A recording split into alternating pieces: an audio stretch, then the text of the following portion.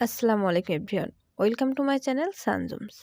আজকে আমি আপনাদের সাথে নতুন একটা রেসিপি শেয়ার করতে যাচ্ছি, যেটা হচ্ছে গরুর মাংসের মিষ্টি রেসিপি।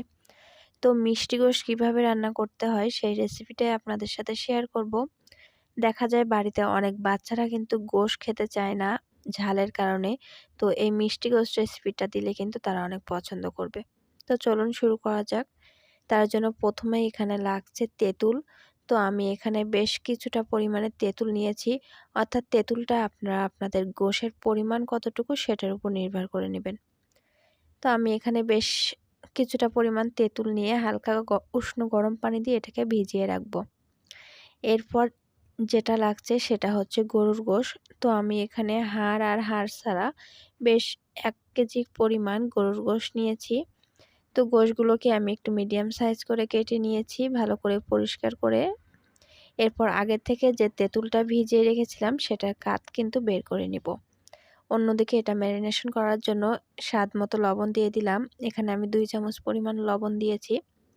এরপর আগে থেকে যে তেঁতুল টকটা আমি ভিজিয়ে রেখেছিলাম সেটা কিন্তু এর মধ্যে ছেঁকে দিয়ে দিব। আর তেঁতুল টকটা আমি যেহেতু এখানে পরিমাণ বুঝে নিয়েছি, তো একেবারে সবটা দিয়ে দিয়েছি। আর আপনারা যদি পরিমাণটা না বুঝতে পারেন তো একবারে সব না দিয়ে অল্প করে করে দিয়ে দিবেন। তো লবণ আর তেঁতুলটা দিয়ে মাংসটা কিন্তু খুব ভালোভাবে আমি মাখিয়ে নিচ্ছি।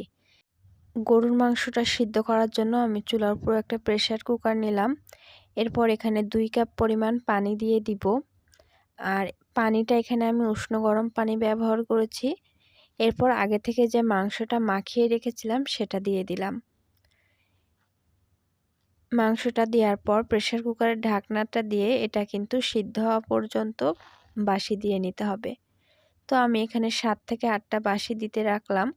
অন্যদিকে আমার লাগছে নারিকেলের দুধ। তো আমি আগে থেকে নারিকেলের দুধটা বের করে রেখেছিলাম। আর সাথে লাগছে পেঁয়াজ কুচি। আর ঠিক এর মধ্যেই কিন্তু আমার মাংসটা সিদ্ধ হয়ে গিয়েছে। তো মাংসটা যখন সিদ্ধ হয়ে এসেছে, তারপর এটা কিন্তু ঝোলসহ নামিয়ে রেখেছি। আর এটা কিন্তু দেখতে পেয়েছেন শুধু লবণ আর তেঁতুল পানি দিয়েই এটা কিন্তু সিদ্ধ করে নিয়েছি। এবার এই মাংসটা সাইডে রেখে দিয়ে কড়াইয়ের মধ্যে তেল দিয়ে দিতে হবে। ২ স্পুনের মতন এখানে তেল দিয়েছি, সাথে দিয়েছি ৩টা পেঁয়াজ কুচি। পেঁয়াজগুলো কিন্তু একটু ছোট সাইজের ছিল, তো এখানে আমি ৩টা পেঁয়াজ কুচি নিয়েছি। পেঁয়াজটা খুব ভালোভাবে ভেজে নিতে হবে বেশ কিছুক্ষণ ধরে। এরপর পেঁয়াজটা যখন ভালোভাবে ভাজা হয়ে আসবে তখন এর থেকে অল্প একটু উঠিয়ে রাখবো। দেখলেই বুঝতে পারছেন কতটুকু আমি উঠিয়ে রাখছি। আর অন্য পেঁয়াজগুলো আরও একটু ভেজে নিয়ে এরপর আমি এখানে দিয়ে দিব আদা বাটা। আর মশলাটা যাতে পুড়ে না যায় তো সেজন্য অল্প একটু পানি দিয়ে দিলাম। এরপর দিব রসুন বাটা, সাথে দিয়ে দিব ২ টেবিল চামচ পেঁয়াজ বাটা। তো সব মশলাগুলো খুব ভালোভাবে দিয়ে এটা কিন্তু আবারও একটু মিশিয়ে নিতে হবে। সাথে দিয়েছি 1/2 চামচ পরিমাণ গরম মশলা বাটা। তো সব মশলাগুলো খুব ভালোভাবে কষিয়ে নেওয়ার পর যখন তেলটা উপরে উঠে আসবে সেই পর্যায়ে এর মধ্যে আগে থেকে যে মাংসগুলো সিদ্ধ করে রেখেছিলাম সেটা কিন্তু দিয়ে দিতে হবে। তো মাংস সিদ্ধ করা সেহেতু এটা কিন্তু এখন একটু ভালো করে কষিয়ে নিলেই হয়ে যাবে। তো বেশ কিছুক্ষণ ধরে আমি এটাকে কষিয়ে নিচ্ছি। কষিয়ে নিতে নিতে যখন দেখবেন একটু মাখো মাখো হয়ে আসছে, তো সেই পর্যায়ে একটু পানি দিয়ে দিবেন।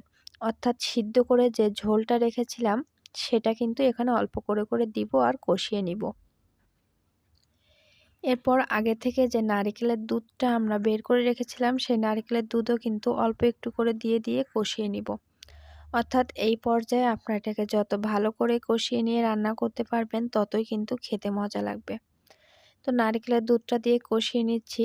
আর এরপর ৩ থেকে ৫ মিনিট ভালোভাবে কষিয়ে নিয়ে তারপর আগে থেকে যে ঝোলটা ছিল সেটা কিন্তু এর মধ্যে দিয়ে দিব। এরপর মাংসটা চুলার উপরে হাইয়ে রেখে বেশ কিছুক্ষণ জাল দিয়ে নিব। আর এখানে একটা ভিডিওর ক্লিপ মিস হয়ে গিয়েছে, যেটা পরে আমি ভিডিও এডিট করার সময় দেখলাম। ঝোল দেওয়ার পরে কিন্তু নারকেলের দুধটা এর মধ্যে দিয়ে দিয়েছিলাম। তো এরপর এটা খুব ভালোভাবে যখন ফুটতে শুরু করবে চুলার উপরে, মাঝে মধ্যে এক আধবার করে এটা নেড়ে দিব আর এভাবেই কিন্তু চুলার উপরে রেখে দিব। আস্তে আস্তে দেখতে পাবেন যে ঝোলটা কিন্তু কমে আসছে আর মাংসটা কিন্তু আরও একটু সিদ্ধ হয়ে আসছে। আর মাংসটা একটু মিডিয়াম সাইজ করে সিদ্ধ করে নেবেন, তাহলে পরে যে রান্নাটা হবে সে সময় কিন্তু মাংসগুলো সিদ্ধ হয়ে আসবে।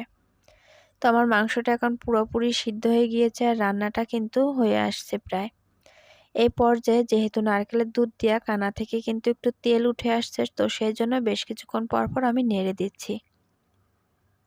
আর আপনারা কিন্তু একটু চেক করে দেখবেন এই পর্যায়ে লবণ আর টকটা ঠিক আছে নাকি। তো আমি এখন লবণ আর টকটা একটু চেক করে দেখছি, এটা কিন্তু হালকা টক হবে।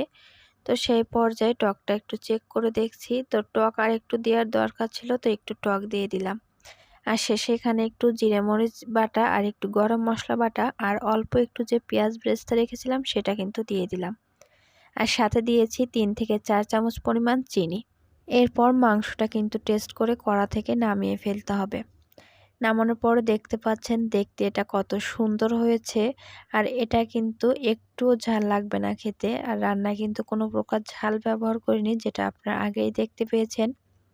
আর এভাবে একদিন বানিয়ে দেখতে পারেন, এটা কিন্তু খেতে অনেক মজার হয়। আর যে কেউ আসলে কিন্তু নতুন একটা রেসিপি হিসাবে এটা কিন্তু আপনারা সার্ভ করতে পারেন। আর নামানোর আগে অবশ্যই টক আর মিষ্টিটা ঠিক আছে কিনা, অর্থাৎ গালের স্বাদ অনুযায়ী এটা ব্যালেন্স করে নেবেন। তো আজকের ভিডিওটি কেমন হয়েছে অবশ্যই জানিয়ে দিবেন। সাথে আমাদের চ্যানেলটি সাবস্ক্রাইব করে দিবেন। আর এই রেসিপিটা কিন্তু অবশ্যই ট্রাই করে জানাবেন কেমন হয়েছে। আর যদি কোনো প্রশ্ন থাকে অবশ্যই কমেন্ট করে জানাবেন, আমি আপনাদের রিপ্লাই দেওয়ার চেষ্টা করব। আর সাথে আমাদের ফেসবুক পেজটা ফলো দিয়ে রাখবেন আর আমাদের গ্রুপে জানাতে পারেন আপনার এই রেসিপির অভিজ্ঞতা।